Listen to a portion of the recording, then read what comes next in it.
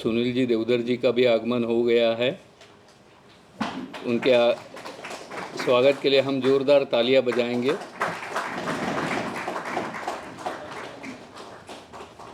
एक और मान्यवर यहाँ पे है, वरुण जी, वरुण जैन, जो मोतीलाल बनारसी दास पब्लिशिंग हाउस के अभी चेयरमैन हैं, और वो खास इस कार्यक्रम के लिए दिल्ली से पूना में आए हैं। अभी 10 मिनट पहले उनकी फ़्लाइट लैंड हुई और वो यहाँ पे पहुँच गए हैं।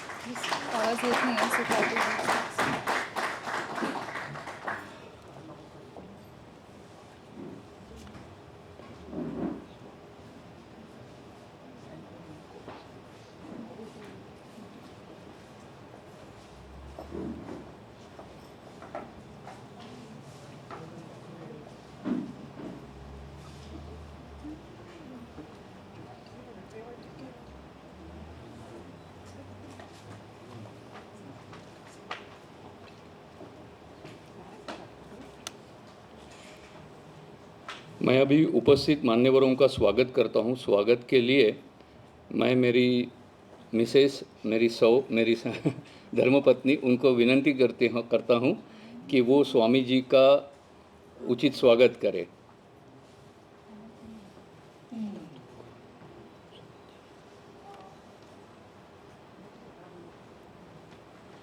उड़ूंगी। हेलो,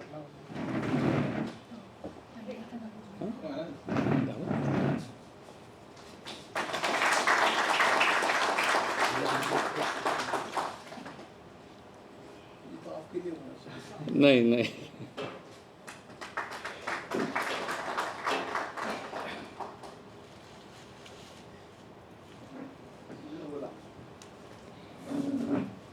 अब मैं मेरी धर्मपत्नी को विनंती करता हूं कि सुनील जी देवधर का भी वो स्वागत करे। वो शायद भूल गई। सीतायन के बाद में देना मरियम ने रुक्मिणी के ऊपर किताब लिखी है, वो अभी सिर्फ इंग्लिश में उपलब्ध है। उसकी एक एक कॉपी दोनों मान्यवरों को हमने अभी दे दी है।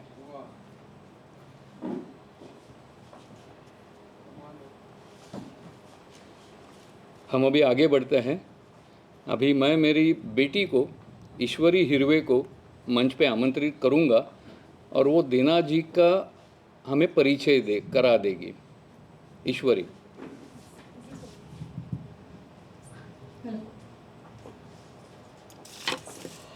मंच पर विराजमान मान्यवर और सभी श्रोतागण को मेरा प्रणाम।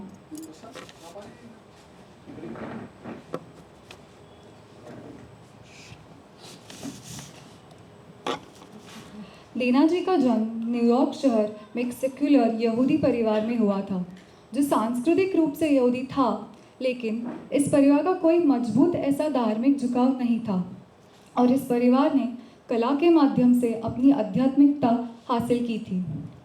देना जी के पिता एक सफल व्यवसायी, चित्रकार और मूर्तिकार थे, और बाद में मूर्तिकला के एक प्रमुख फोटोग्राफर भी बन गए थे। इसलिए देना जी भी कला की दुनिया में ही बड़ी हुई। उनके माता पिता 20वीं सदी के अमेरिकन और यूरोपियन मूर्तिकला के कलेक्टर थे, और वो सब हमेशा आर्ट गैलरीज, म्यूजियम में जाते थे। बचपन से ही देना जी में बहुत गहरी आध्यात्मिक रुचि थी, और वो एक शांत और एकांत प्रिय बच्ची बन गई थी, जो अक्सर सहचर्य के लिए किताबों की ओर जाती थी। आगे चल के कॉलेज में भी वो अपनी आध्यात्मिक रुचियों को आगे बढ़ाने में सक्षम थी। देना जी ने वर्ष 2000 में यूनो में आयोजित धार्मिक और आध्यात्मिक नेताओं के मिलेनियम विश्व शांति शिखर सम्मेलन में उपाध्यक्ष के रूप में कार्य किया है।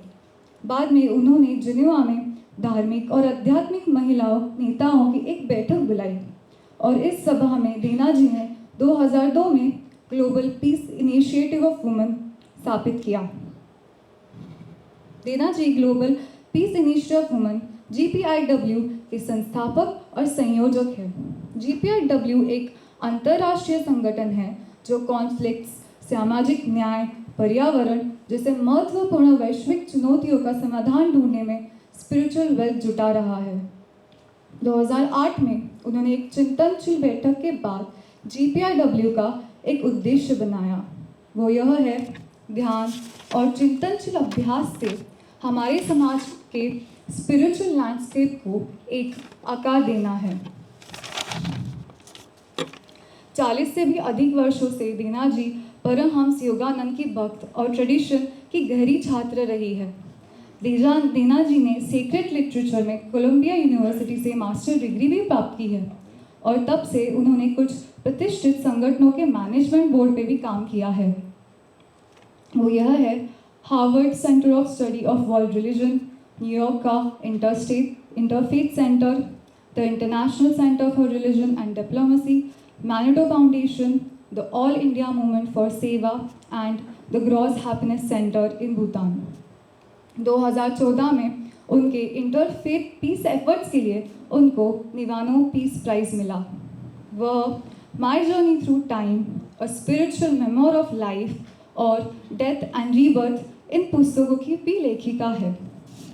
2019 में उन्होंने the untold story of Sita, an empowering tale of our time प्रकाशित किया। यह पुस्तक सीता माता के जीवन की पारंपरिक कथा को पुनः प्रस्तावित करता है। जैसे रामायण में कहा गया है कि सीता माता वास्तव में महान नारायणी का अवतार है, तो सीतायन क्या है? सीतायन एक महिला की बुद्धिमत्ता, साहस और शक्ति की कहानी है। रियल और स्पिरिचुअल दुनिया की प्रति सीता माता के प्यार की कहानी सीतायन है और सभी के कल्याण के लिए सीता माता के निस्वार्थ बलिदान की कहानी सीतायन है। Thank you.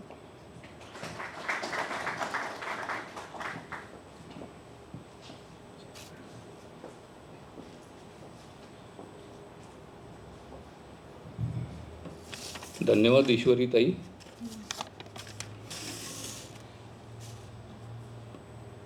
मैं अभी थोड़ा ये सीतायन के बारे में, सीतायन ये किताब देना मरियम ने 2019 में इंग्लिश में लिखी। 2 साल पहले मैंने पढ़ी वो, और पढ़ने के बाद मुझे ऐसा फील हुआ कि रामायण के सारे जो भी रिडल्स हैं, उन रिडल्स के वैलिड और परफेक्ट आंसर्स इस बुक में हैं। तो मैंने संघ परिवार के सारे वरिष्ठ पदाधिकारियों को इस किताब को उनके हाथ में दे दी, और एक सुझाव ऐसा आया कि देना जी हिंदुस्तान में कब आती है ये पता करो और देना जी का हम उचित सत्कार करेंगे। तो इस प्रकार से पिछले साल 25 फरवरी को दिल्ली के JNU में देना जी का सत्कार हुआ आदरणीय इंद्रेश कुमार जी के हाथों। और उसके बाद में अभी ये जो सारे बुक्स है देना जी के, सीतायन और बाकी सारे जो बुक्स हैं, ये किसी एक आध्यात्मिक संस्था के लिमिटेड सर्कुलेशन के लिए उन्होंने उसके राइट्स दिए थे। इसके प्रॉपर पब्लिकेशन या पब्लिक में ये किधर भी अवेलेबल नहीं थे। तो वो सिस्टम हमने बनाना शुरू किया और बाद में मोतीलाल बनारसी दास जी से हमारी बात हो गई और उन्होंने इसका सारा पब्लिकेशन का अभी जिम्मेदारी अभी उनके ऊपर है। तो 16 फरवरी अभी 2024 को दिल्ली में इंग्लिश की वर्जन का, सीतायन के इंग्लिश वर्जन का प्रकाशन हुआ। माननीय आलोक कुमार जी गुप्ता, विश्व हिंदू परिषद के जो अध्यक्ष हैं, उनके हाथों। और अभी उसका अगला फेज़ हम जिसको बोल सकते हैं, आदरणीय स्वामी जी के हाथों इसका हिंदी आवृत्ति का प्रकाशन हो रहा है। और बाद में अभी धीरे धीरे मराठी, गुजराती, कन्नड़ और तेलुगु भाषा में उसका प्रकाशन हो जाएगा। अभी मैं आमंत्रित करता हूं अभय जी थिटे को, जो सुनील जी देवधर का परिचय करा देंगे। अभय जी।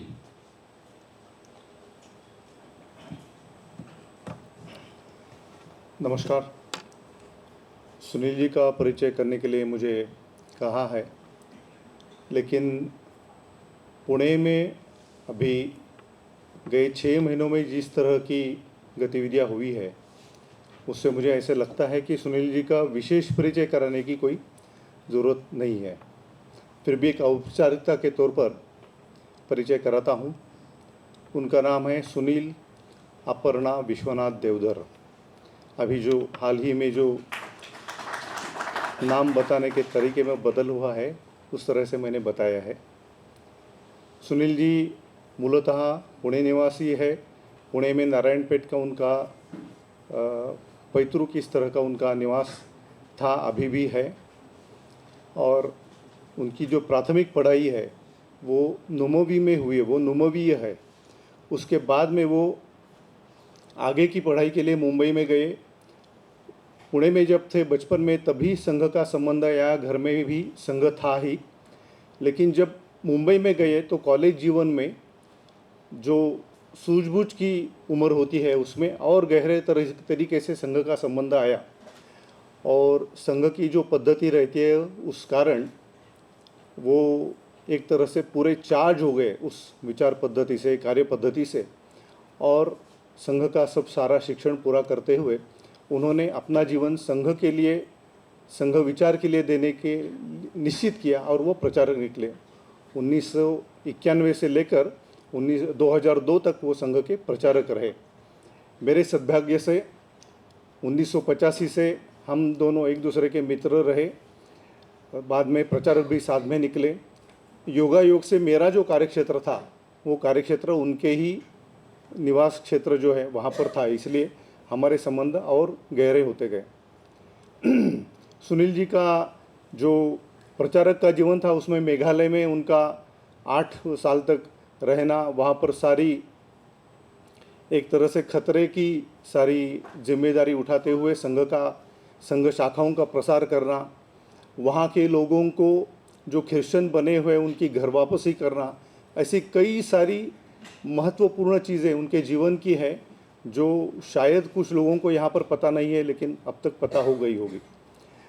2002 के बाद उन्होंने माय होम इंडिया इस संस्था की स्थापना की, जो पूरी तरह से नॉर्थ ईस्ट के लोगों के कार्य के लिए समर्पित थी और आज भी है। अभी 19 साल हो गए। 19 सालों में इतना सारा काम माय होम इंडिया ने किया है कि नॉर्थ ईस्ट के जो लोग यहाँ पर आते हैं उनमें से किसी को भी अगर आप पूछते हैं कि माय होम इंडिया पता है क्या, तो उनके पहले वाले जो पुणे में या मुंबई में या भारत भर में कहीं भी गए हुए लोग हैं उनसे उनको माय होम इंडिया का नाम बताया हुआ होता है कि आपको कोई भी अड़चन आए, कोई भी समस्या आए तो अपने माय होम इंडिया के तरफ जाना चाहिए। इस तरह का काम माय होम इंडिया का उन्होंने खड़ा किया।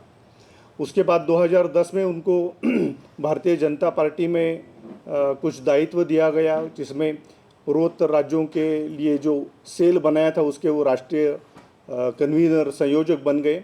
और बाद में धीरे धीरे एक एक करके बहुत सारी जिम्मेदारियां उनके ऊपर आती गई, जिनका निर्वहन उन्होंने बहुत अच्छी तरह से किया। पुणे में भी अगेन फिर से ये बताने की ज़रूरत नहीं कि त्रिपुरा में उन्होंने क्या किया, वाराणसी में जब मोदी जी के प्रचार प्रमुख थे उस समय उन्होंने क्या किया, क्योंकि उसके जो सारे परिणाम आए उससे ही सुनील जी ने वहाँ पर क्या किया ये हमें मालूम हो जाता है। तो उनके बहुत ज़्यादा शब्दों में वर्णन करने की कोई आवश्यकता नहीं है। सुनील जी अभी माय होम इंडिया के कार्यों में तथा बीजेपी के कार्यों में व्यस्त है और जो भी जिम्मेदारियां उनके ऊपर आती है उसका अच्छी तरह से निर्वहन कर रहे हैं।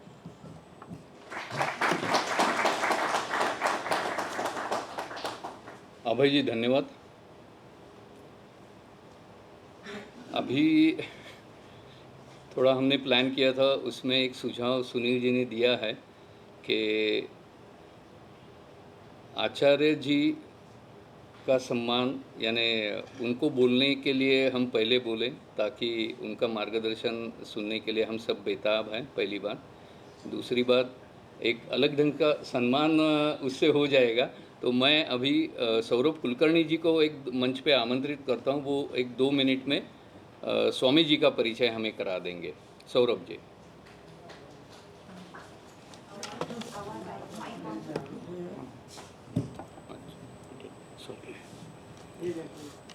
बहुत बहुत धन्यवाद सर। पोडियम से नमस्ते भाई। पोडियम। वैसे देखा जाए तो स्वामी जी का परिचय देने का परम सौभाग्य मुझे प्राप्त हुआ। ये मेरे लिए बहुत ही अभिमान कारक बात है। समंदर का वर्णन करने के लिए मुझे कहा गया है, वैसे देखा जाए तो फिर भी थोड़ा सा मैं प्रयास कर रहा हूँ अभी। स्वामी जी का पूर्वाश्रम का जो नाम है वो आचार्य किशोर जी व्यास है, जिस नाम से हम सब छात्रगण उनको जानते हैं। और इनका जन्म बेलापुर में हुआ था। फिर बचपन से ही स्वामी जी को अध्यात्म और भागवत, रामायण, महाभारत इन सब ग्रंथों के अध्ययन की बहुत सी रुचि थी। कुछ बात इस वजह से मैं अभी यहाँ पर बता रहा हूँ क्योंकि ये बातें सामान्य लोगों को ये बातें पता नहीं होती है। वेदांत दर्शन जो कि षड दर्शनों में से एक है, जिसके कि बहुत से कठिन ग्रंथ होते हैं, तो उन ग्रंथों का भी स्वामी जी ने बचपन में ही अध्ययन पूरा कर दिया है। उसी के बाद में स्वामी जी ने महर्षि वेदव्यास प्रतिष्ठान नाम से एक संस्था पुणे में ही खड़ी की है और उसके द्वारा 30 से अधिक पाठशालाएं महाराष्ट्र भर में अभी प्रचालित है। उनमें से बहुत सी पाठशालाएं जो है वो वेद का प्रचार कर रही है और बहुत सी पाठशालाएं हैं जम्मू से मणिपुर तक महाराष्ट्र में जी देश भर में है जी स्वामी जी। तो इन सारी पाठशालाओं में से वेद और शास्त्र इन दोनों भी ग्रंथों का अध्ययन और अध्यापन दोनों बातें फ़िलहाल चल रही है, जिसमें कि परभणी की ही एक पाठशाला का मैं छात्र हूँ और शास्त्र भी उन्हीं से पढ़ चुका हूँ मैं। उसी के साथ में अभी सभी को पता है कि स्वामी जी भागवत कथा और रामायण कथा ये तो बहुत अच्छे से करते ही है। उसी के साथ में महाभारत की जो व्यक्ति रेखाएँ जो होती है, जैसे कि कृष्ण है, भीष्म जी हैं, इन सभी के बारे में स्वामी जी इस प्रकार से विवरण करते हैं कि उनका जो चरित्र है वो हमें इतना प्रेरणादायक लगता है कि हम खुद ही उनके जैसा जीवन जीने का प्रयास करने लगते हैं। ये सभी ने उनके प्रवचनों से और भागवत कथाओं से वगैरह सुना ही होगा। उसी के साथ में स्वामी जी अभी हाल फिलहाल में हमारा जो राम मंदिर जो है, भगवान श्री राम जी का जो मंदिर है अयोध्या में, उसके वो कोषाध्यक्ष के पद में फ़िलहाल कार्यरत हैं। तो वैसे स्वामी जी का वर्णन करने का मुझे परम सौभाग्य दिया, इसलिए बहुत बहुत धन्यवाद।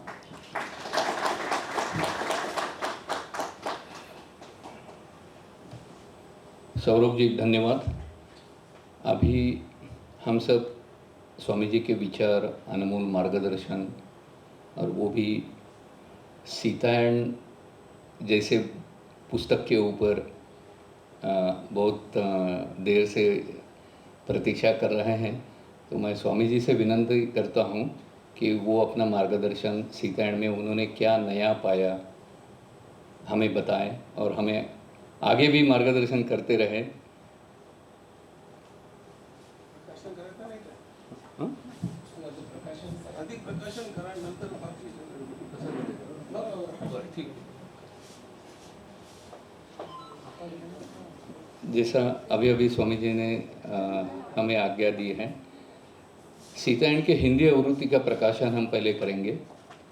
मैं आमंत्रित करता हूँ सीतायन की हिंदी आवृत्ति की कॉपी को।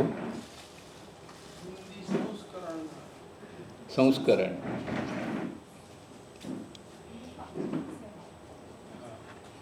या मुकुंदी तुम्ही हो।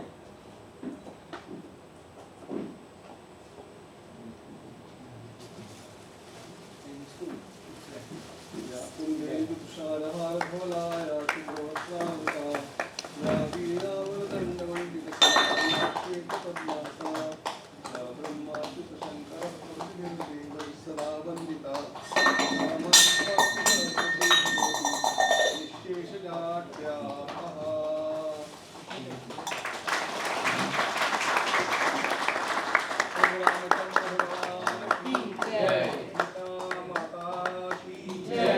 जय जय रघुवीर समर्थ।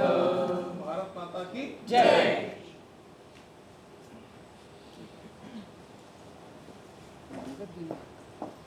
कागद घेऊन बस. That's it.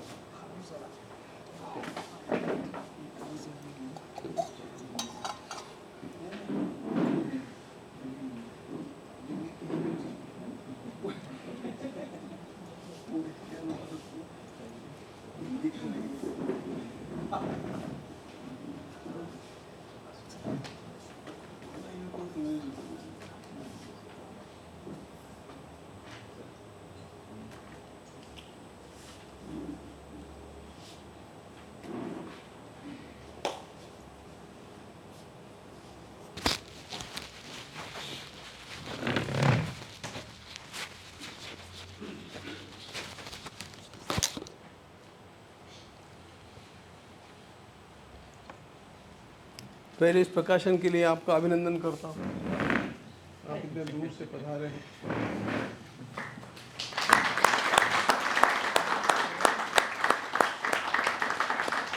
ज्ञानेश्वर महाराज की जय।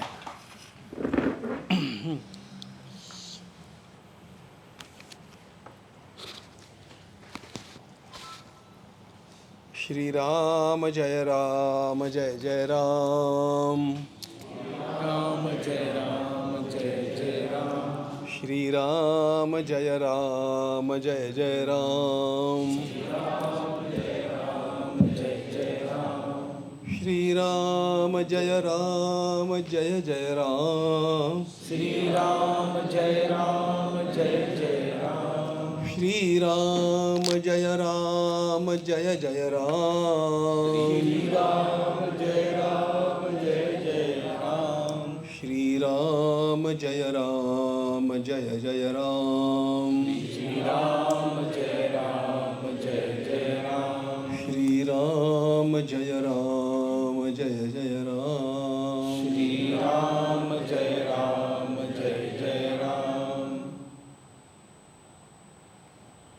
वर्णानाम् अर्थसंघानां रसानां छन्दसामपि मंगलानां च कर्तारौ वन्दे वाणी विनायकौ। नमामि सद्गुरुं शान्तं सच्चिदानन्दविग्रहं पूर्णब्रह्म परानन्दम् ईशमानन्दिवल्लभम्। प्रपन्नपारिजाताय तोत्रवेत्रैकपाणये ज्ञानमुद्राय कृष्णाय गीतामृतदुहे नमः।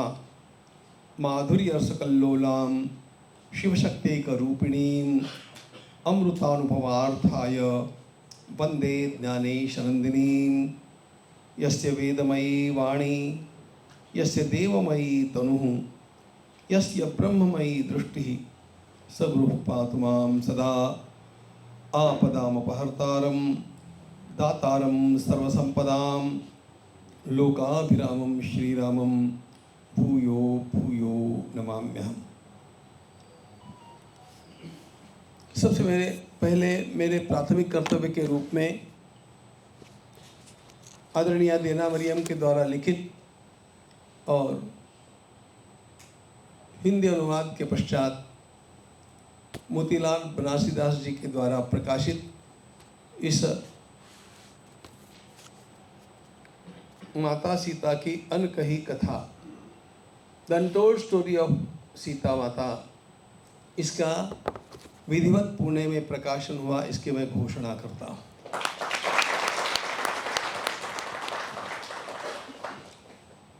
राम कथा भारत की सबसे लोकप्रिय कथा है। भगवान श्री राम भारत के संपूर्ण धर्म के प्रतीक के रूप में, साकार विग्रह के रूप में सर्वमान्य है। ऐसा कोई प्रदेश नहीं, ऐसी कोई भाषा नहीं, वास्तविकता तो यह है कि ऐसा कोई संत महात्मा और विचारक नहीं जिसने राम कथा के ऊपर कुछ अपना नया लिखने का प्रयास नहीं किया हो। वैसे भी परंपरा से हम लोग चरितम रघुनाथस्य शतकोटि प्रविस्तरम यह श्लोक पढ़ते आए हैं बाल्यकाल से, और वह सत्य भी है।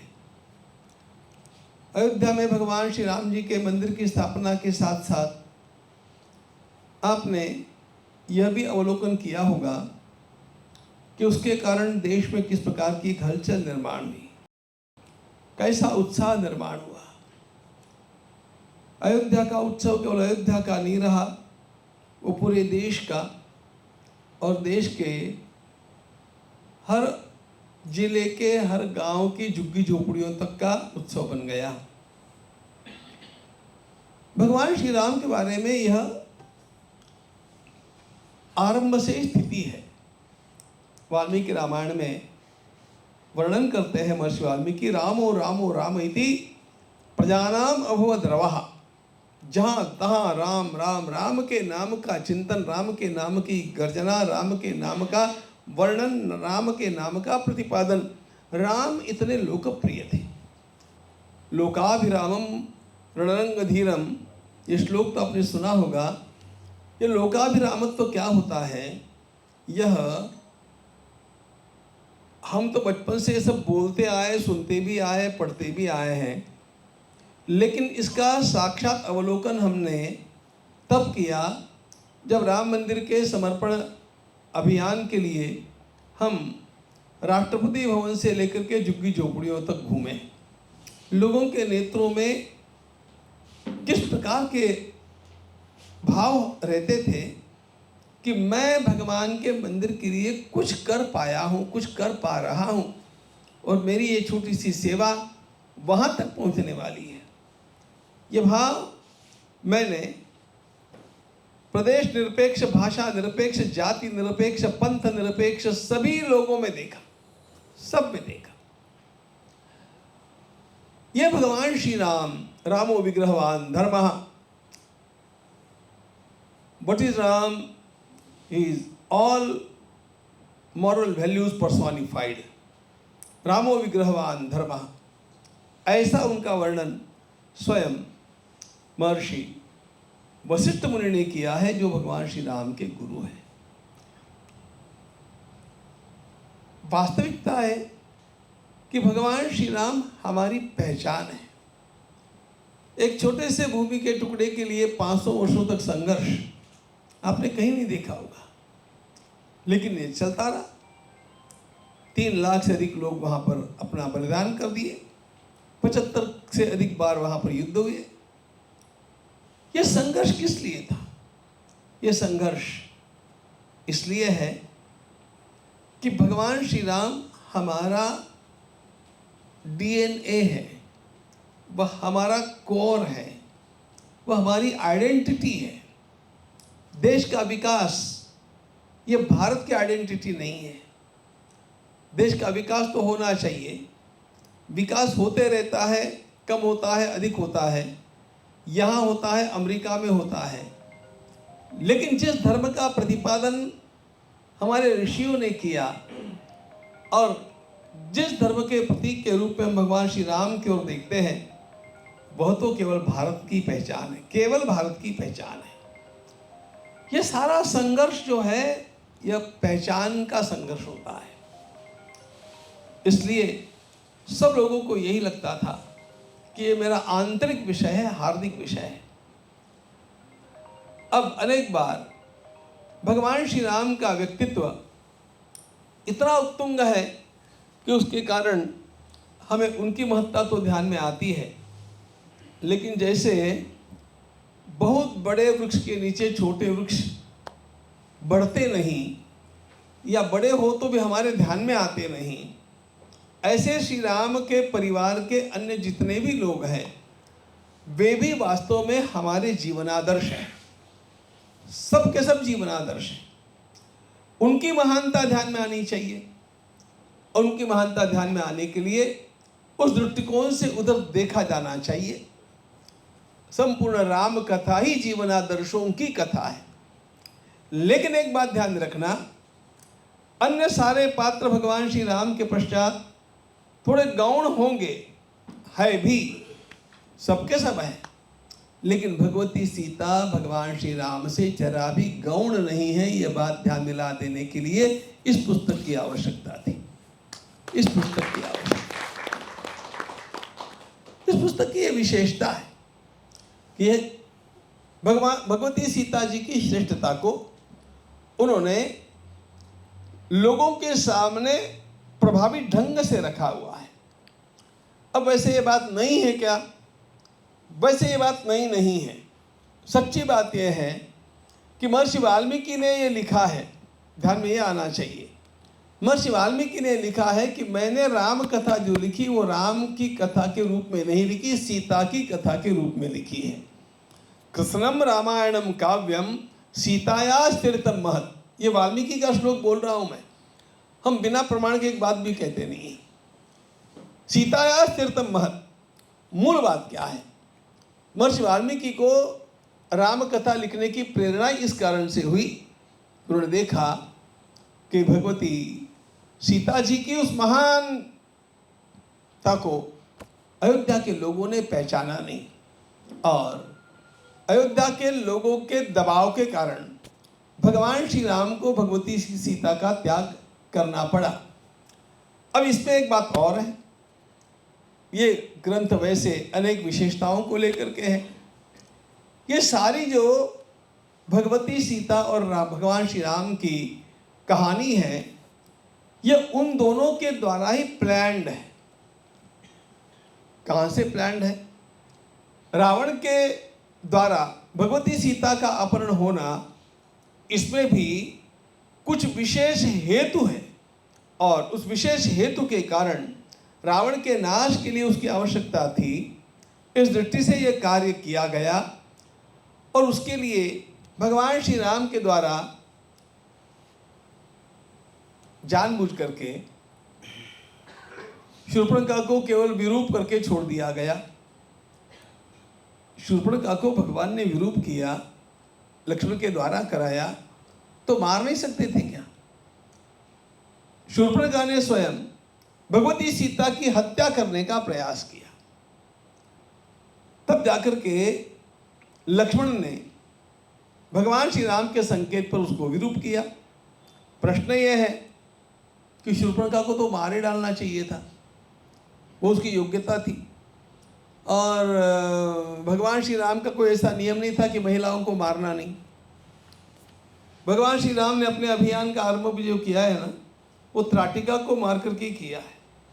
कृष्ण भगवान ने भी पूतना को मार करके किया है, दोनों ने भी लेडीज फर्स्ट।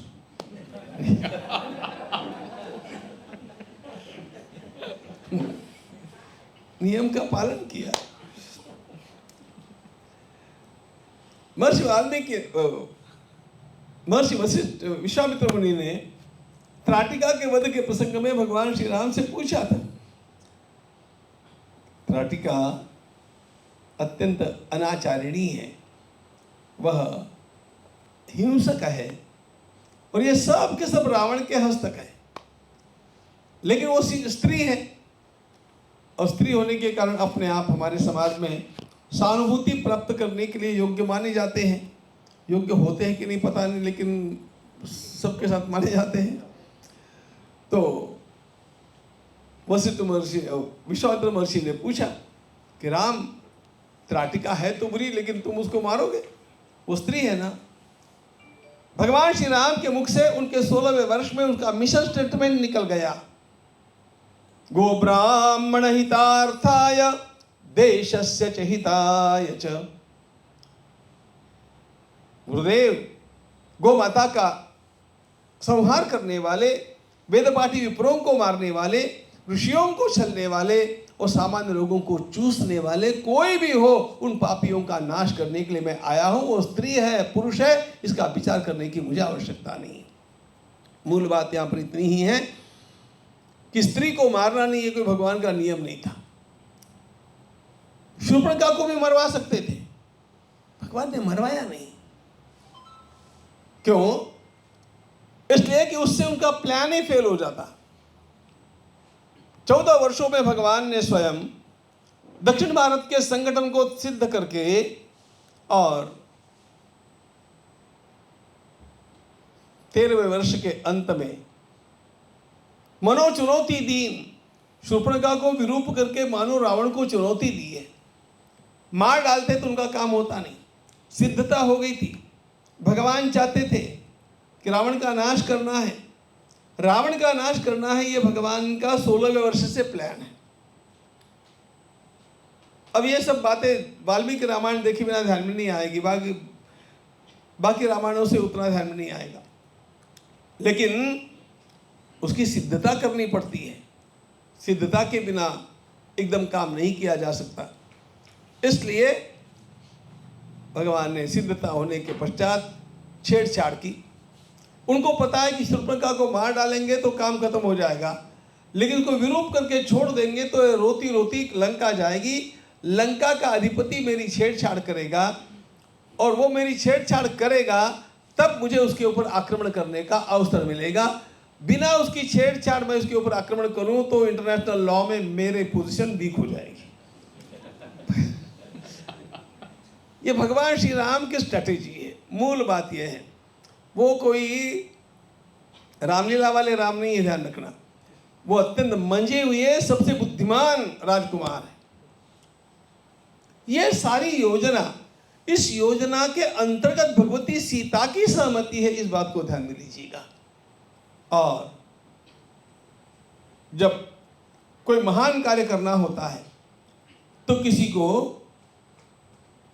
खतरा भी मोल लेना पड़ता है, उसके बिना होता नहीं है। रावण के ऊपर आक्रमण करने के लिए और रावण आदि सब का नाश करने के लिए जो योजना बनानी है, वह भगवान श्री राम भगवती सीता इनकी योजना है। भगवती सीता का जो रूप हम देखते हैं ना, वाल्मीकि रामायण से लेकर के समस्त रामायणों में, वह भगवान श्री राम से गौण नहीं है, वह भगवान श्री राम की बराबरी का है। अब बराबरी का है कहते समय भी जरा मुझे संकोच होता है। वो इसलिए होता है कि हमारे यहाँ पर माताओं को पुरुषों की बराबरी के माने नहीं जाते हैं, उनको श्रेष्ठ माना जाता है। और इसीलिए तो हमारे यहाँ पर नाम कहने की जो पद्धति है उसमें सीताराम, राधे श्याम, गौरी शंकर, लक्ष्मी नारायण, ये माताएं पहले आती है, उनका प्रथम स्थान है।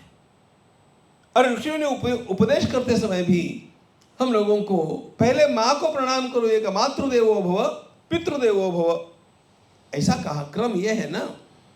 तो इसलिए ध्यान में ये रखना मित्रों कि कहीं पर भी भगवान श्री राम से भगवती सीता का स्थान गौण नहीं है, थोड़ा है तो कुछ अधिक ही है। भगवती सीता जी उसकी शक्ति है। और इसीलिए गोस्वामी जी महाराज ने भी मंगलाचरण करते समय क्या कहा है, भगवती सीता को एक स्त्री के रूप में देख करके, भगवान श्री राम की पत्नी के रूप में देख करके उन्होंने मंगलाचरण नहीं कि उद्भव स्थिति संहार कारिणीम क्लेशहारिणीम सर्वश्रेयस्करीं सीताम न तो हम राम वल्लभाम। उद्भव स्थिति संहार कारिणीम, इन शब्दों की ओर ध्यान दो। वो शक्ति है जिसके कारण उत्पत्ति होती है, स्थिति रहती है और लय होता है। विश्व की उत्पत्ति कारक, स्थिति कारक और लय कारक शक्ति का नाम भगवती सीता है।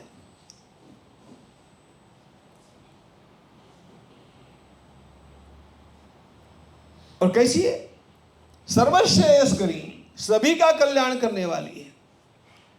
और इसलिए हमारे यहां पर परब्रह्म की शक्ति को परब्रह्म से कम नहीं माना गया।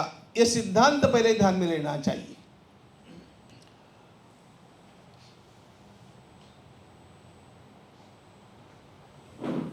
ज्ञानेश्वर महाराज का अध्ययन करने वाले लोग मेरे सामने बैठे, इसलिए बोलता हूं। अमृतानुभव का आरंभ क्या है? अमृतानुभव के आरंभ में शिव शक्ति समावेशन है, देवो देवी। वहां पर ब्रह्म और ब्रह्म की शक्ति, इन दोनों को समान रूप में माना है, एक रूप माना है। सार्धम का अमृतानुभव, सार्धम कस्य च कस्यार्धम शिवयो समरूपिणो, समरूपिणो वक्तुन्न शक्यते लग्नम इति द्वैतच्छलान् मुहुः। दोनों में बड़े कौन है, छोटे कौन है? ज्ञानेश्वर महाराज ने बड़ी सुंदर बात कही। वे कहते हैं ये कभी आपके ध्यान में आएगा ही नहीं। इसलिए नहीं आएगा कि सबसे पहले इस बात का विचार करना चाहिए कि ये दो है भी क्या। इति द्वैत छलान मुहु, द्वैत नहीं है, द्वैत छल है, दिखावे का द्वैत है। गोस्वामी जी की भाषा का प्रयोग करूं तो कहियत भिन्न न भिन्न, अर्थ गिरा जल बीच सम, कहियत भिन्न न भिन्न, बंदौ सीता राम पद, जिनई परम प्रिय खिन्न। ये गोस्वामी जी की बात है। और क्या कहा उसमें, वे कहियत भिन्न न भिन्न, दोनों समान है। कैसे समान है? अर्थ गिरा जल वीची सम, जल के ऊपर उठने वाली तरंग के समान। जरा सी वह तरंग भिन्न दिखती है, फिर एक रूप ही रहती है। उसी प्रकार भगवती सीता भगवान श्री राम से अभिन्न है। उपनिषद की भाषा में बोलूं तो एकन ज्योतिर्भूत द्वेधा, एक ही ज्योति दो भागों में बट करके अपनी लीला कर रही है। इसलिए भगवती सीता का स्थान भगवान श्री राम के स्थान से किंचन मात्र भी कम नहीं है, वो समान है। वो समान है, लेकिन वो समान है ये ध्यान में ला करके देने के लिए इस पुस्तक की आवश्यकता है। हमारे वैसे ध्यान में नहीं आता है। और इन दोनों की योजना के अनुसार ये सारा का सारा हुआ। अब देखिए भगवती सीता के त्याग का जो प्रसंग है, सीता जी के त्याग का प्रसंग को लेकर के और राम काल से लेकर के अब तक भी सारी दुविधाएं चली है। लोगों में उसी बात को लेकर के झगड़ा है। और उसके कारण हमारे कुछ विद्वान मानने वाले लोगों ने भी उत्तरकांड प्रक्षिप्त है ऐसा कहना आरंभ कर दिया। उत्तरकांड है ही नहीं। Very very wrong. ग्रंथ का पूरा दर्शन करना हो तो उसको पूरा समझ करके करना चाहिए। उत्तरकांड भी राम कथा का अंग है। भगवती सीता का त्याग भगवान श्री राम के द्वारा किया गया है, लेकिन ये भगवान के द्वारा किया गया त्याग दोनों के प्लानिंग से कैसे किया गया, मैं तो इन बातों को पहले से कहता आया हूं, लेकिन उसके लिए साधारण विवेचन हम लोगों को इस ग्रंथ में प्राप्त होता है। भगवती सीता को भगवान ने त्यागा नहीं। वो त्याग बाहर की बात है, और वो बाहर की बात लोक मांगल्य के लिए है। व्यक्तिगत संबंधों की अपेक्षा राष्ट्रीय कर्तव्य अत्यंत बड़े होते हैं। इस बात को लोगों के अंतःकरण में विराजमान करने के लिए दोनों की सहमति से किया हुआ यह अत्यंत सुंदर लीला प्रसंग है।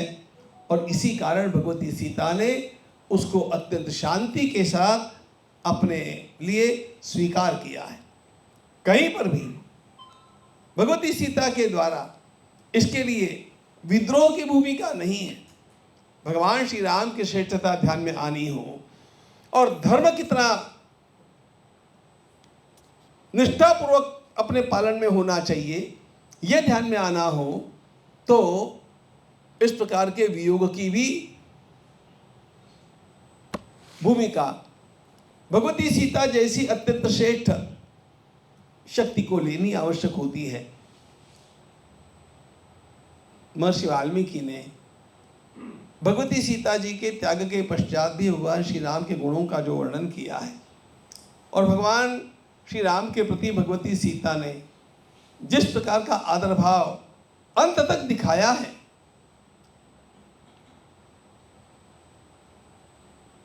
उसको जानने के लिए we must have some understanding heart. एक अंडरस्टैंडिंग धर्म की पूरी संकल्पना लोगों के सामने आने के लिए इस प्रकार की त्याग की आवश्यकता होती है। और वह वाल्मीकि रामायण से ध्यान में आएगा। यहां पर उसको ज्यादा स्पष्ट किया हुआ आप पाएंगे। अब ये जो अंतर आते हैं ना राम कथाओं में, ये सारे अंतर देखो, वाल्मीकि रामायण ऐतिहासिक प्रमाण है, लेकिन बाकी भी सारी राम कथाएं हैं, वे उन ऋषियों के ध्यान के प्रसंग हैं, उनके भाव के वे प्रसंग हैं। इसलिए हम तो सभी का समर्थन करते हैं। और इसीलिए तो चरितम रघुनाथस्य शतकोटि प्रविस्तरम ऐसा कहा गया है।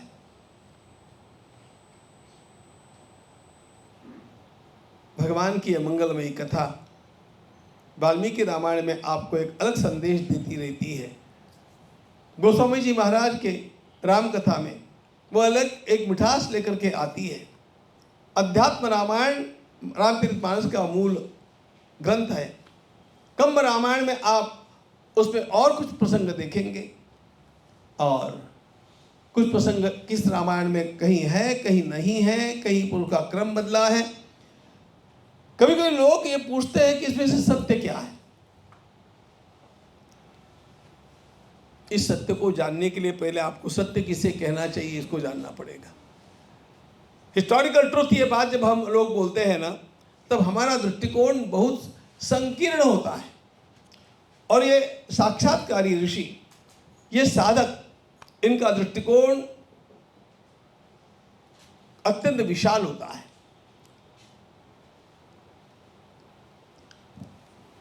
हम जो देखते हैं वो सत्य है क्या, यहां से आरंभ करते हैं। जिसने डॉक्टर आइंस्टाइन को पढ़ा होगा उसको इस बात का पता है कि there are universes within universes.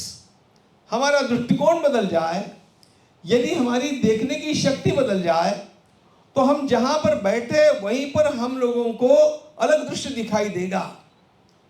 हम यहां पर बैठे हैं, लेकिन अनेक ऋषिमुनि यदि यहां पर होंगे तो वे हमें दिखते नहीं हैं, लेकिन वे यहां पर होते हैं। और ये बात काशी जैसे स्थान में तो हम लोग अनुभव कर सकते हैं। कभी आपने नहीं पढ़ा होगा तो एक ग्रंथ पढ़ना, मनीषी की लोक यात्रा। यह हमारे गोपीनाथ जी कविराज का जीवन चरित्र है। लेकिन मूल बात क्या है, काशी को हम जो अपनी आंखों से देखते हैं वही काशी नहीं होती है। उसके उस पार भी इंद्रियातीत एक काशी का अस्तित्व है, एक अतीन्द्रिय जगत है। इसको देखना बहुत आवश्यक होता है। संत श्री गुलाबराव महाराज, थोड़ा मराठीत बोलतो, संत श्री गुलाबराव महाराज को आपने पढ़ा होगा तो देखो, नहीं पढ़ा होगा तो पढ़ना। जिसने गुलाबराव महाराज को नहीं पढ़ा उसने महाराष्ट्र में जन्म लेकर के क्या किया, यही मेरे लिए समस्या है। मैं उनको सारे विश्व का सबसे महान संत मानता हूं, लेकिन संत श्री गुलाबराव महाराज एक बात कहा करते हैं कि तीर्थ दो प्रकार के होते हैं, स्थूल तीर्थ है, सूक्ष्म तीर्थ है। हमें दिखने वाली काशी यह स्थूल तीर्थ है, लेकिन महात्माओं को अपनी समाधि में दिखने वाली काशी, अथवा जिसके ज्ञान चक्षु है उसको दिखने वाली काशी, वो सूक्ष्म तीर्थ है, वह अत्यंत अलग आहे। म्हणून आळंदीत गेल्यानंतर किंवा कुठल्याही तीर्थात गेल्यानंतर किती घाण आहे, घाणबीण बघू नका, घाण पुण्यात सुद्धा पुष्कळ है। तीर्थ में जाना तो वहाँ का दिव्य दर्शन करना, ये दृष्टिकोण हमारा होना चाहिए। जैसे ये स्थान के बारे में है, उसी प्रकार लोगों के व्यवहार के बारे में है। हम केवल दिखते हैं उतने ही लोग नहीं होते हैं, हम दिखते वैसे ही नहीं होते हैं, हमारे साथ साथ अनेक शक्तियां चलती हैं। आपको अनुभव होना चाहिए। महाराष्ट्र के महान संत श्री टेंबे स्वामी महाराज, परमहंस परिव्राजकाचार्य वासुदेवानंद सरस्वती महाराज, इन्होंने इनका स्वयं का चरित्र कैसा है। 24 घंटे उनके साथ दत्तात्रेय भगवान रहते थे। 24 घंटे सपने में देखा, ध्यान में देखा, ऐसा वैसा नहीं, 24 hours he is with him. और ये सत्य कितना है, इसके कितने प्रमाण मैं आपको दे दूं। संस्कृत भाषा का थोड़ा बहुत अध्ययन किए हुए उस व्यक्ति के द्वारा भगवान आदि शंकराचार्य महाराज के साथ तुलना की जाए, ऐसा साहित्य निर्माण किया गया, अद्भुत।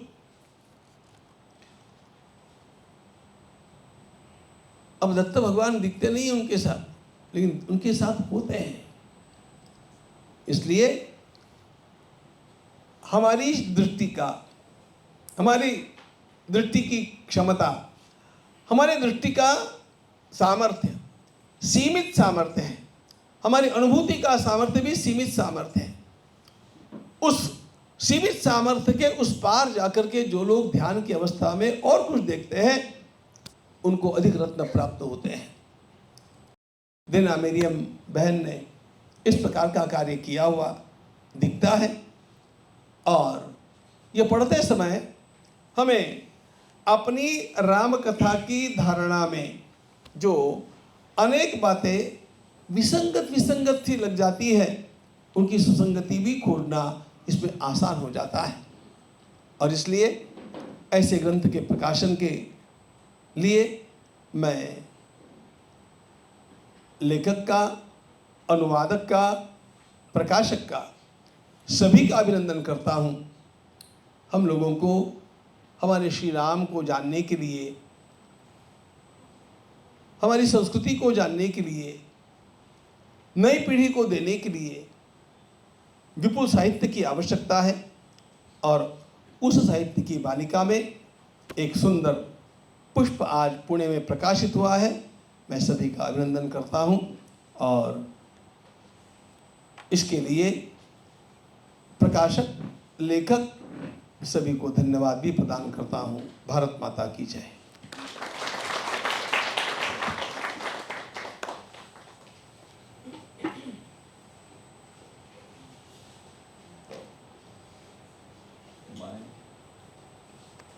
मैं कुछ बोलने की अवस्था में अभी नहीं हूँ ऐसा लग रहा है। स्वामी जी की इतने मूल्यवान और अद्भुत विचार सुनने के बाद मेरी अवस्था ऐसी ही हुई है।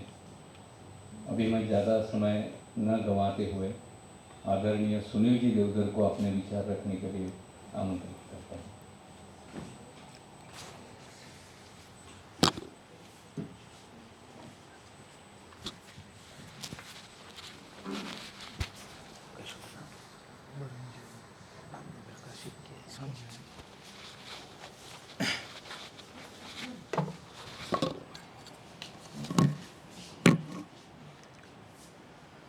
मंच पर विराजमान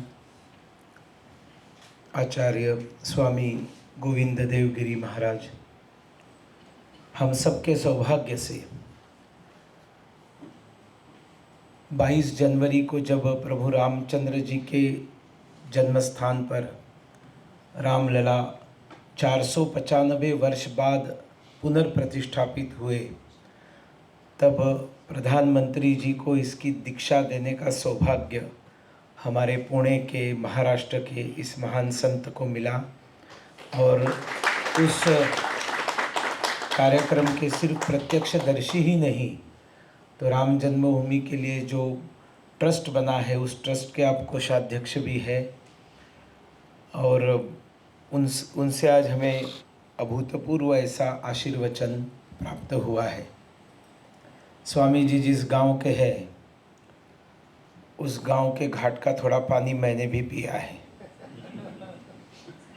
क्योंकि बेलापुर के आप हैं और बेलापुर अहमदनगर में आता है, जिसको हमारे माननीय मुख्यमंत्री जी ने अभी अहिल्यानगर किया है। उस अहिल्यानगर के बेलापुर गांव में मैं 1 वर्ष जिला प्रचारक और 1 वर्ष विभाग प्रचारक रहा हूं। पूरा गांव संघ का है, पूरा गांव संघ का है।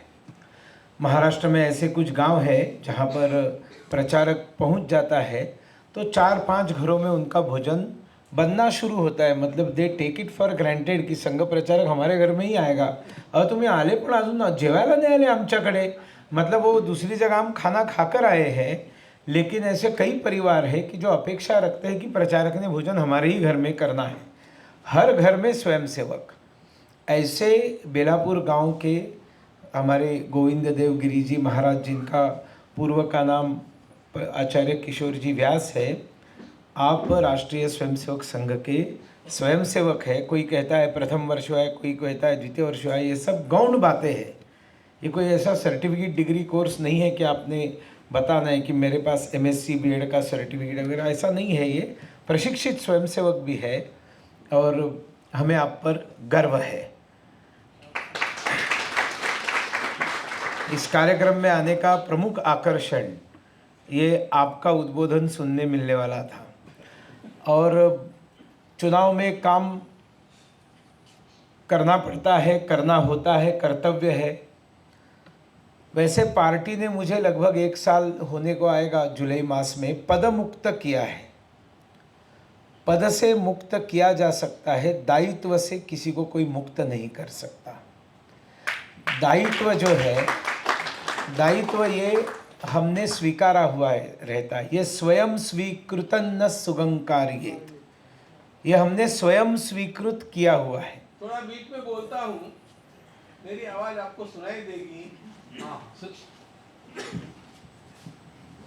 अब सुनील जी ने कुछ छेड़छाड़ की है तो मुझे भी कुछ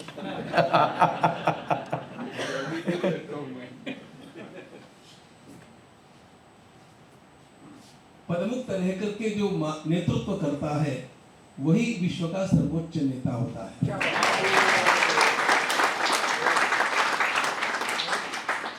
मेरे सारे अध्ययन का निष्कर्ष मैं आपको बतलाता हूं। संपूर्ण संसार में traits of leadership, the highest traits of leadership किसके पास है? ऐसे केवल 2 है। एक तो भगवान श्री कृष्ण है और दूसरे हनुमान जी है। मेरा प्रश्न है, हनुमान जी के पास कौन सा पद है? हनुमान जी न राजा है, न युवराज है, न सेनापति है। हनुमान जी कुछ भी नहीं है। जब विशिष्ट टुकड़ी को भेजा गया तब उसमें नेतृत्व दिया गया अंगद को और उसके परामर्शदाता बनाया गया जाम्बवान। हनुमान जी कहाँ थे? कभी आगे कभी पीछे, जीते गमी तिथे।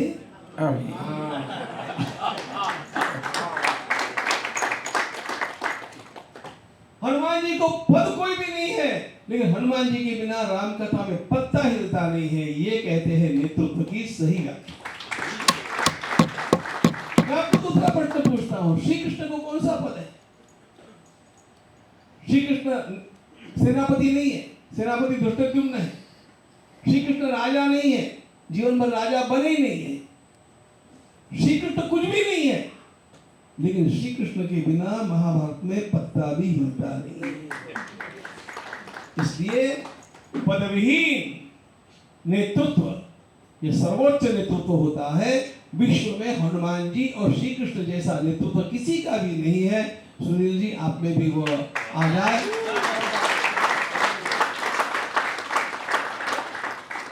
लेकिन भगवान कृपा करके हम पर कृपा करके आपको पदवी जल्दी दे दे, ये भी हमारी इच्छा। तो मेरा बताने का मुद्दा ये था कि मैं दायित्व के बोझ से इलेक्शन का काम कर रहा हूँ, रोज कर रहा हूँ, इसलिए पुस्तक पढ़ने के लिए मुझे समय नहीं मिला। तो मुझे पहले भाषण करने के लिए बोलते तो मैं कुछ रिलीवेंट नहीं बोलता, इसलिए मैंने स्वामी जी से निवेदन किया कि पहले आप बोलिए, बाद में मैं बोलूँगा तो मुझे थोड़ी एक लाइन मिल जाएगी। अब ये जो स्वामी जी ने विषय रखा है, एक तो प्रभु रामचंद्र जी के बारे में और उन्होंने सीता को त्यागना या अग्नि परीक्षा, ये सारी जो चीज़ें हैं इसके इंटरप्रिटेशंस अलग अलग किए गए हैं। और जैसे अभी मैं बताऊं, मैं सुनील अपर्णा विश्वनाथ देवधर, मैं देवधर हूं, मैं चित्पावन हूं।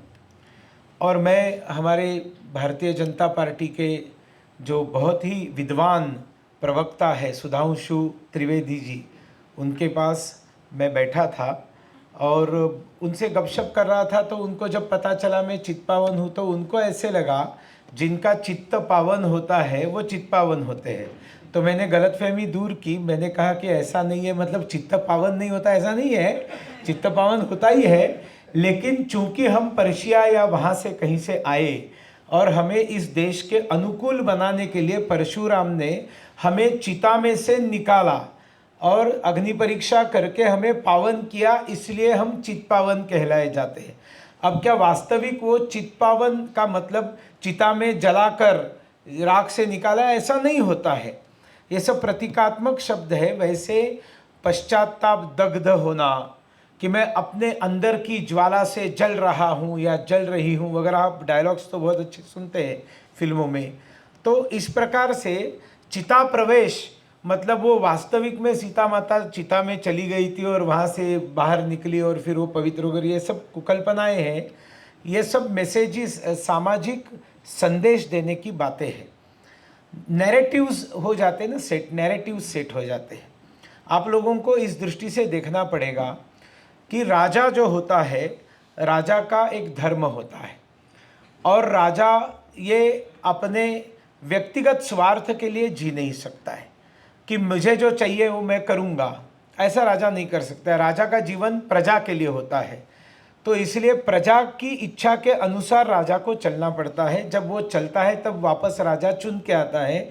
मोदी जी वापस चुन के आने वाले हैं क्योंकि वो सारा जीवन प्रजा के लिए उन्होंने दिया हुआ है। अगर प्रजा के लिए नहीं देते तो इतने उत्साह से लोग वापस जाकर मतदान नहीं करते। मैं आपको रिजल्ट अभी बता के रखता हूँ कि बहुत अच्छी तरह से मोदी सरकार वापस आने वाली है, चिंता करने का कोई कारण नहीं है।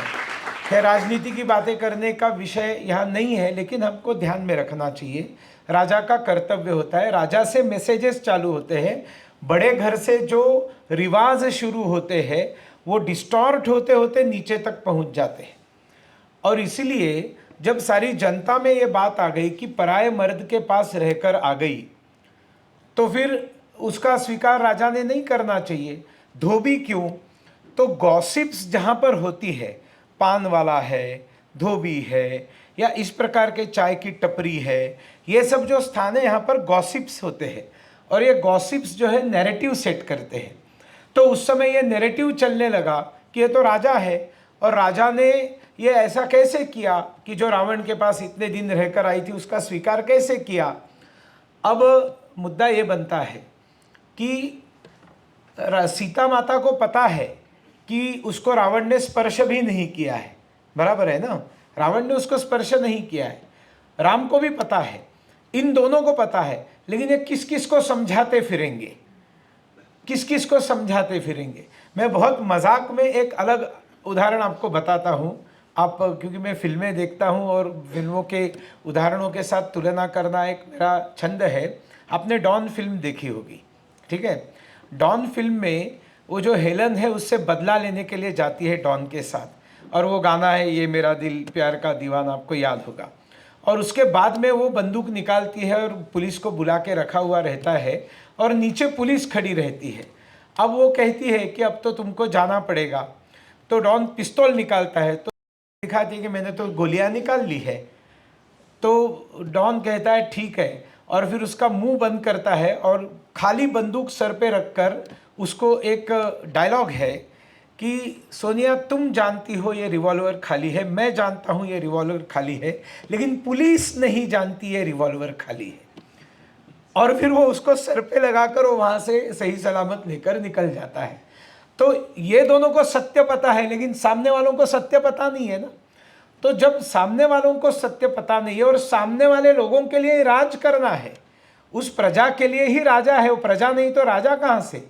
तो इसलिए लोकलाज के प्रति रिस्पेक्ट देकर प्रभु रामचंद्र जी ने अगर सीता माता का त्याग किया है, दोनों ने मिलकर तय करके जनता के लिए, देश के हित के लिए, राम राज्य के लिए उन दोनों ने मिलकर अगर त्याग किया है, तो राम के ऊपर प्रश्न उठाना मतलब सीता के ऊपर भी प्रश्न उठाना है। और फिर उसके ऊपर बहुत सारे कवि और अपने अपने कविताएं, रामा हृदयी रामनाही वगैरह, ये सब वो सब काव्य है। वो कोई काव्य सीता ने लिखा हुआ काव्य नहीं है, और इसलिए वो उन्होंने बनाए हुए काव्यों के झांसे में आने का हमको कोई कारण नहीं है। और इसलिए वो और वास्तविक में फिर वो अगर विश्वास रखना है तो इस पुस्तक पर विश्वास रखे। क्यों? क्योंकि ये हमारी मरियम जी है, देना मरियम जी, इन्होंने ऐसा, इनको जिसको कहते हैं इल्हाम हुआ, उपरती झाली, त्यांना असं रियलायझेशन झालं दीना मरियम जी को कि मैं पिछले जन्म में, पिछले कई जन्मों पहले ये जनक के दासी की पुत्री थी। जनक के दरबार में जिन्होंने दासी का काम किया था उनकी मैं पुत्री थी, और ये सीता का संगोपन से लेकर सीता के अंतिम क्षण तक मैं दासी के तौर पर उनके साथ थी। और I know the reality behind everything of Ramayana. और इसलिए ये जो उन्होंने पुस्तक लिखी है उन्होंने इस एंगल से लिखी है कि मैं सीता जी के तो साथ थी और सीता जी के साथ बातचीत में, उनके व्यवहार में ये सारे अनुभव और ये प्रसंग इंटरप्रिटेशन उन्होंने अदर वे राउंड दिए हैं, इसलिए ये पुस्तक पढ़नी चाहिए। देखिए, सभी समय नियम समाज में हर युग में समान नहीं रहते। अब एक पत्नी का व्रत लिया हुआ हमारे प्रभु रामचंद्र और भगवान श्री कृष्ण, दैवजात दुःखाने मनुजा पराधीन केले, त्या पतितांचे केवळ रडणे मला ना रुचले, भूषण रामा एक पत्नी व्रत मला नको तसले, मोहन मजला कीर्तीचा मी नाथ अनाथांचा, भोगी म्हणून उपहासामी योगी कर्माचा, रुक्मिणी माझी सौंदर्याची प्रकटे जणू प्रतिमा, किंचित हट्टी परंतु लोभस असे सत्यभामा, तरीही वरितो सहस्र 16 कन्या मी अमला, पराधीन ना समर्थ घेण्या भार कलंकाचा, योगी म्हणून उपहासामी भोगी कर्माचा. आपल्या देशामध्ये ख्रिश्चन मिशनरी घराघरांमध्ये जातात आणि सांगतात 16,000 बायका करणारा वासना लंपट कृष्ण आहे, तो देव कसा? ते खोटं बोलतात. सत्य काय आहे ते त्या गाण्यात आहे आणि सत्य इतिहासात आहे की नरकासुरानी 16,000 मुलींना पळवून नेलं, त्यांना बंदी करून ठेवलं, तो त्यांना छळत होता. ते बघितलं ना ज्यावेळेला श्रीकृष्णांनी त्यांनी आक्रमण केलं, नरकासुराचा वध केला, तो भल्या पहाटे केला आणि मग अभ्यंग स्नान केलं आणि त्या अभ्यंग स्नानाला ही घटना प्रागज्योतिषपूर म्हणजे गुवाहाटीमध्ये घडलेली आहे.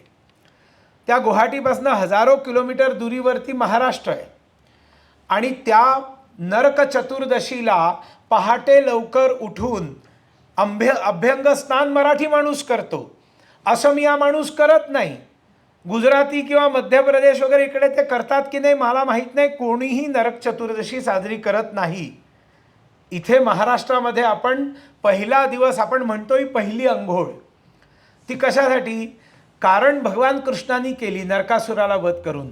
का वध केला? 16,000 मुलींवरती तो अत्याचार करत होता. समस्या त्याच्यानंतर निर्माण झाली, त्या मुली मोकळ्या झाल्या. त्यावेळेचे पुरुषही तसेच होते, त्यावेळेचे पती पण तसेच होते, त्यावेळेचे पिता पण तसेच होते की या 16,000 मुलींची लग्न कोण करणार? परपुरुषाकडे राहून आलेल्या. या 16,000 मुलींचं भरणपोषण कोण करणार? वडील त्यांना स्वीकारायला तयार नाहीत, परपुरुषाकडे राहून आलेली, टाकून दिलेली, परित्यक्त्या. आणि अशा वेळेला राजांनी स्वतःचं कर्तव्य समजलं. त्यांनी आर्त पुकार दिली भगवान कृष्णाला की तू आम्हाला सोडवलंस पण आम्ही आगीतनं फुफाट्यात पडलो, आता आमचं भरणपोषण कोण करणार?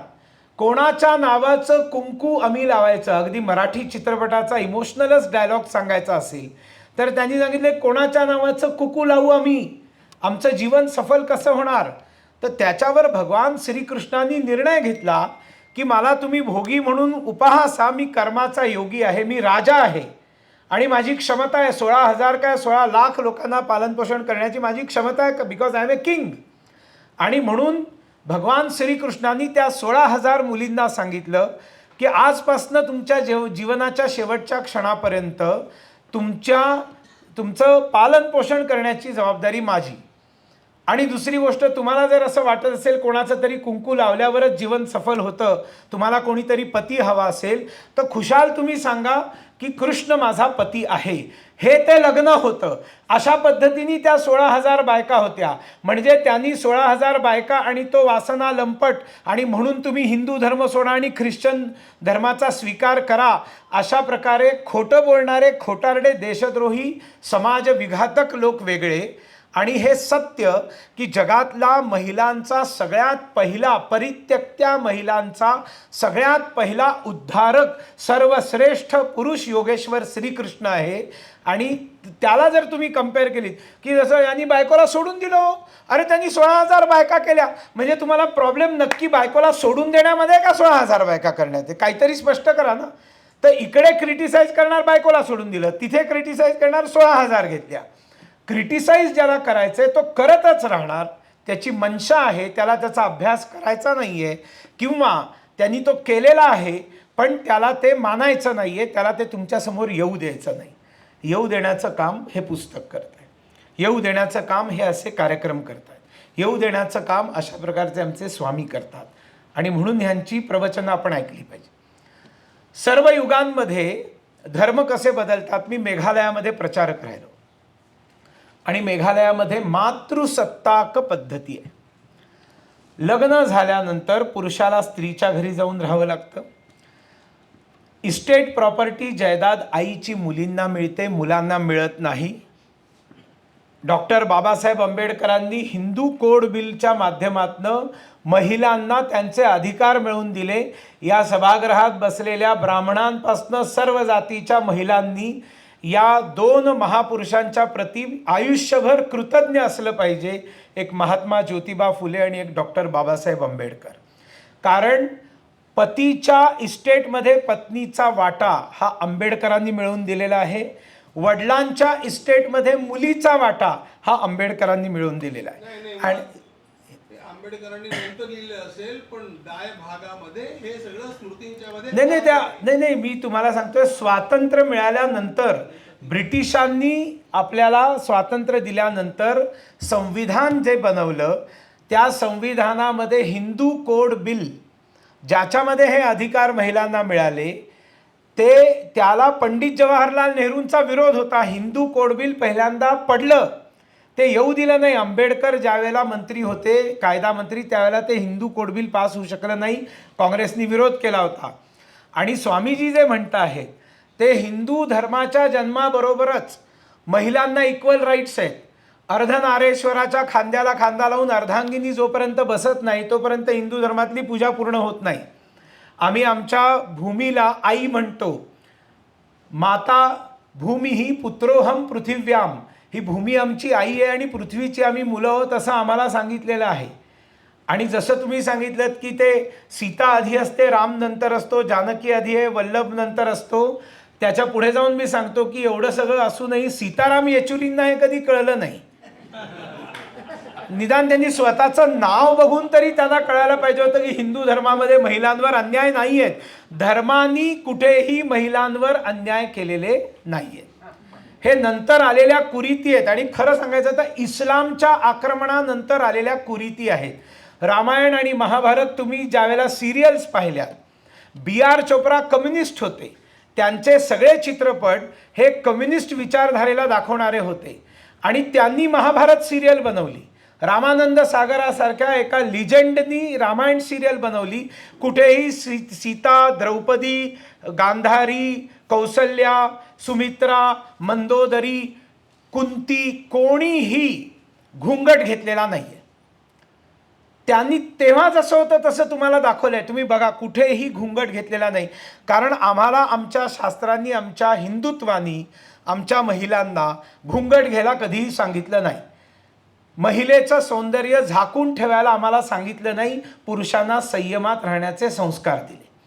आणि त्याच्यामुळे आमच्या देशात घुंगट नव्हता. घुंगट नाही खोलूंगी सैया तोरे आगे, हे सगळं इस्लाम नंतर आलेलं आहे. ते हिजाब आणि पर्दा सगळं.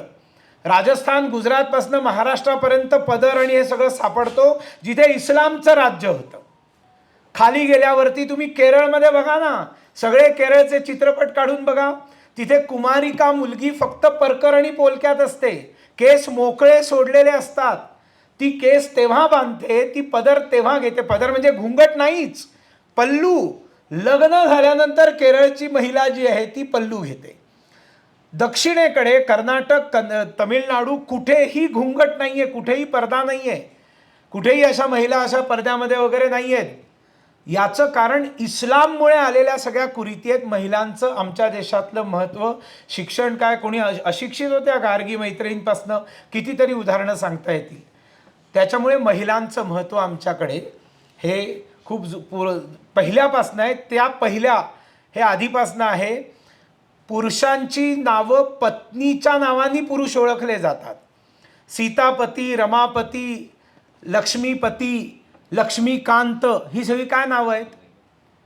लक्ष्मीचा जो पती तो लक्ष्मीकांत, सीतापती, उमापती, रमापती. पतीच्या नावाने पत्नीला ओळखलं जाण्याची इथे प्रथा नाही आहे. विष्णू पत्नीम नमस्तुभ्यम पादस्पर्शम क्षमस्वमे म्हणून आपण जमिनीला जरूर नमस्कार करतो, पण विष्णू पत्नी असं नाव कुठल्याही महिलेचं नाही आहे भारतामध्ये. आणि त्याच्यामुळे पुरुषाच्या नावाने महिला ओळखली जात नाही, महिलेच्या नावाने पुरुष ओळखला जातो. तुम्ही ज्ञानेश्वरांचं नाव घेतलं, या देशामध्ये ज्यावेळेला एखादा संत सर्व प्रकारच्या ज्ञान, विश्वमंगल, कल्याण आणि आत्मीयता या सगळ्या सीमा पार करतो, त्यावेळेला त्या पुरुष या देशामध्ये माऊली म्हणायला सुरुवात करतात, त्याला देखील आई म्हणायला सुरुवात करतात. ज्ञानेश्वर माऊली, स्वामी समर्थ माऊली. त्याच्यामुळे हे जे महत्त्व आहे हे आपल्याला कळलं पाहिजे. मेघालयामध्ये त्या काळामध्ये महिलांची संख्या काही कारणांनी खूप कमी झाली आणि मग तिकडच्या पुरुषांसमोर प्रश्न पडला की आता काय करायचं. म्हणून त्यांनी एक योजना बनवली. मेघालयाच्या बाहेरनं महिलांना लग्न करून आणलं, पण त्या बाहेरच्या समाजांच्या होत्या, त्या खासी समाजाच्या नव्हत्या. स्वामीजी, मी तुम्हाला 2 मिनिटात मोकळं करतो. त्या महिला ज्या होत्या, मराठी महिला असतील, तेलुगू असतील, तमिळ असतील, कन्नड असतील, पंजाबी, असमिया, नागा, मिझो, खासी नव्हत्या. तर त्यांना त्या समाजामध्ये कन्वर्ट होऊन, म्हणजे कोणीही माणूस कन्वर्ट होऊन मराठी नाही होऊ शकत, तर त्याच्यावर उपाय काय आहे, तर लग्न केल्यानंतर त्यांची जी संतती होईल त्या संततीमध्ये ते जीन्स असतील खासी लोकांचे. आणि म्हणून त्यांनी एक, म्हणजे मग बाहेरची महिला का लग्न करायला जाईल शिलाँगमध्ये, तर मग असं सांगितलं की संपत्ती तुझी, मुलांना आडनाव तुझं, पॉवर तुझ्या हातामध्ये, घरामध्ये सगळं कामकाज पुरुष करतील, तू काळजी करू नकोस, तू लग्न करून इथे ये. आणि मग ती आल्यानंतर ती संपत्तीची मालकीण झाली. आणि मग तिला ज्या वेळेला मुलं व्हायची त्यावेळेला त्या मुलांचा एक विधिवत धर्माचा एक पूजा करून त्यांना खासी धर्मात त्यांचा प्रवेश करून घ्यायचे. मुलांना, आईला नाही, आई बाहेरनं आलेली. आणि मग त्यांचं जे आडनाव असायचं त्याला आधी KHAR, खार असं लावायचं. या खारचा असा अर्थ आहे की तो बाहेरनं आलेला, तिच्यामध्ये कुठेतरी अंश आहे. आणि मेघालयामध्ये 80% आडनावं खारपासनं सुरुवात होते. तर मातृसत्ताक पद्धती आली ना, आधी नव्हती आली. तर समाजामध्ये अशा धर्म किंवा कर्तव्य किंवा चालीरीती, रूढी परंपरा युगानुकूल होत असतात, बदलत असतात. आणि त्याच्यामुळे, आणि अगदी या युगात देखील अमेरिकेसारखा देश ज्याच्यामध्ये कुठल्याही प्रकारच्या व्हॅल्यूज नाही आहेत समाजामध्ये, एका अर्थाने मुक्त समाज आहे, न्यूड्स क्लब्स आहेत, सगळं काही आहे, तिथे देखील ज्यावेळेला त्यांचा राष्ट्राध्यक्ष बिल क्लिंटन सेक्रेटरी बरोबर तिचं यौन शोषण करतो, त्यावेळेला त्या अमेरिकन जनतेला ते एक्सेप्टेबल नाही आहे. म्हणजे कोट्यवधी पुरुष करत असतील तिथे, पण ते राजांनी केलेलं चालणार नाही. आणि म्हणून मोनिका लिवेन्स्की त्याच्यावर खटला भरते, अमेरिकेच्या राष्ट्राध्यक्षावरती महाअभियोग ठेवला जातो आणि त्याला आपलं अध्यक्षपद सोडावं लागतं. म्हणजे ज्याला चरित्र सोडलेला एका अर्थाने आपण म्हणायचं भारताच्या तुलनेमध्ये तर अमेरिकन समाज आहे, तो देखील सर्वोच्च राजाकडनं हे वर्तन अपेक्षित ठेवत नाही, राजांनी चांगलंच वागलं पाहिजे. मग हे जर अमेरिकेत या युगामध्ये आहे तर प्रभू रामचंद्रांच्या युगामध्ये काय परिस्थिती असेल. अशा सगळ्या दृष्टींनी आपण जर विचार केलात तर आपल्याला या सगळ्यांचे अर्थ कळत जातील. आणि महिलांना पॉवर भारतामध्ये देण्याची गरज आहे. आणि त्याच्यासाठी 1/3 महिलांना पार्लमेंटमध्ये राखीव जागा मोदींनी दिल्यात, विधानसभांमध्ये दिल्यात. म्हणून आता इथे बसलेल्या महिलांनी हे देखील ठरवलं पाहिजे, पुरुषांनी ठरवलं पाहिजे की आपल्या घरातल्या बायकोला, मुलीला, बहिणीला किंवा आईला राजकारणात जा, पॉलिटिक्समध्ये जा, काम कर आणि आपलं नेतृत्व निर्माण कर.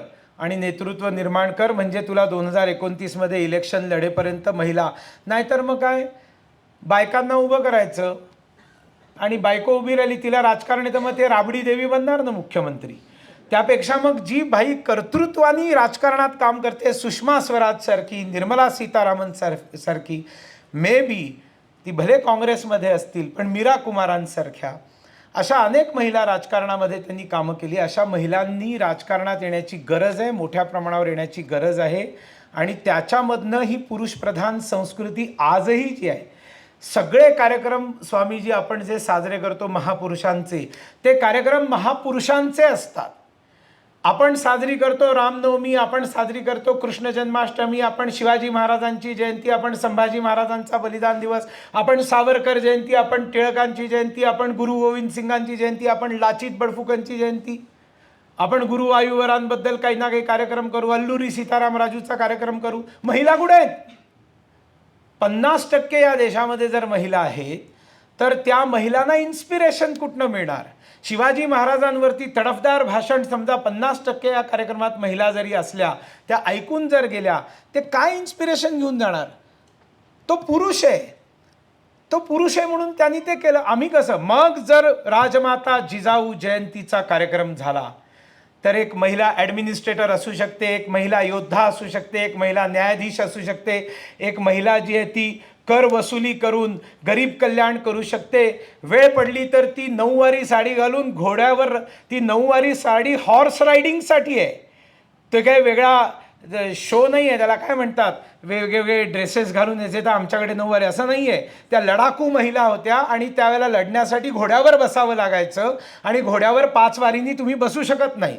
या देशामधले 2 लढाकू समाज आहेत ज्यांच्या महिलांच्या ड्रेसमध्ये घोड्यावर बसण्याची शक्यता आहे. एक पंजाबी ड्रेस, ज्यांनी आयुष्यभर इस्लामशी संघर्ष केली, आपली छाती उभी केली, आणि दुसरा महाराष्ट्र. इथे या महिला पंजाबी ड्रेस असेल नाही तर नऊवारी हॉर्स रायडिंग करू शकतात, त्या लढू शकतात. आणि त्याच्यामुळे महिलांसमोर आदर्श निर्माण करण्याची आवश्यकता आहे. ज्ञानज्योती सावित्रीबाई फुलेंची जयंती तेवढीच साजरी केली पाहिजे जितकी महात्मांची करतो. आपण तितकेच कार्यक्रम देवी अहिल्याचे केले पाहिजेत जितके आपण बाकी राजांचे करतो. आपल्याला तेवढेच कार्यक्रम या देशातल्या सर्व महान स्त्रियांचे केले पाहिजेत आणि महिलांसमोर आदर्शवाद उभा केला पाहिजे.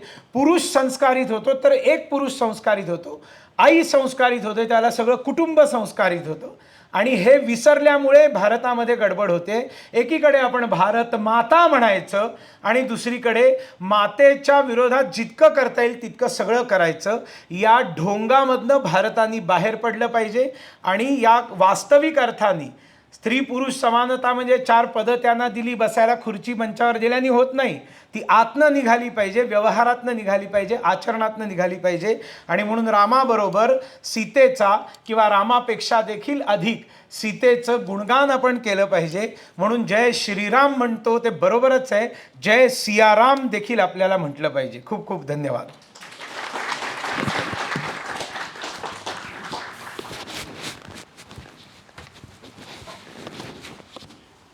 सुनील जी धन्यवाद. अभी सुनील जी ने अपने आखिरी सेंटेंसेस में जो बोला है उसके बारे में मैं एक आपको अनाउंसमेंट जैसा बताना चाहता हूँ.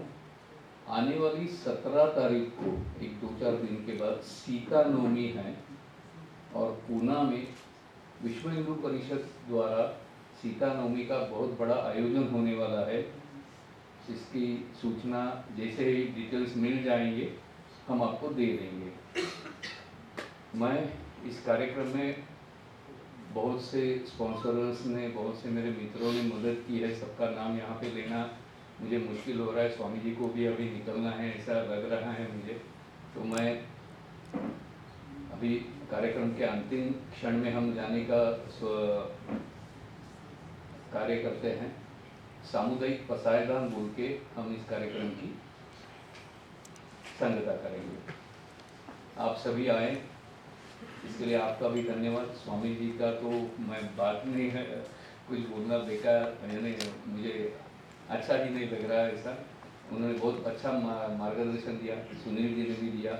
वरुण जैन जो दिल्ली से इस खास कार्यक्रम के लिए पधारे और उनके ऊपर बड़ी जिम्मेदारी है कि सीतायन को सारी भारतीय भाषाओं में ले जाना है, तो उनको भी मैं शुभेच्छा देता हूँ. और प्रणव देवघर जो पसायदान बताएंगे, हम सब उनके साथ बोलेंगे. धन्यवाद. पसायदान की शुरुआत करता हूँ, बाद में सब एक साथ गाएंगे. आता विश्वात्मके देवे येणे वाक्यज्ञे तोषावे तोषो निमज्यावे तसा यदा नहे.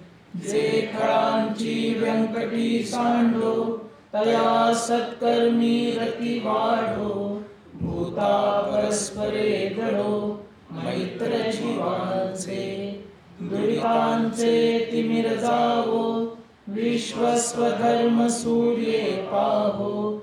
जो जे वांछील तो ते लाहो. प्राणी जात वर्षत सकळ मंगळी. ईश्वर निष्ठांची मांदियाळी. अनवरत भूमंडळी भेटतू भूता. चला कल्पतरूंचे आरव. चेतना चिंतामणीचे गाव. बोलते जे अर्णव पियुषांचे. चंद्रमे जे अलांछन मार्तंड जे तापहीन. ते सर्वाही सदा सज्जन सोय रे होतु. किंबहुना सर्वसुखी पूर्ण होऊनी तिन्ही लोकी. भजिजो आदि पुरुषी अखंडित. आणि ग्रंथोपजीविये विशेषी लोकीये. दृष्टादृष्ट विजये होवा बेजी. येथ म्हणे श्री विश्वेश्वराओ. हा होईल दान पसाओ. जेणे वरे ज्ञान देवो. सुखिया झाला सुखिया झाला सुखिया झाला.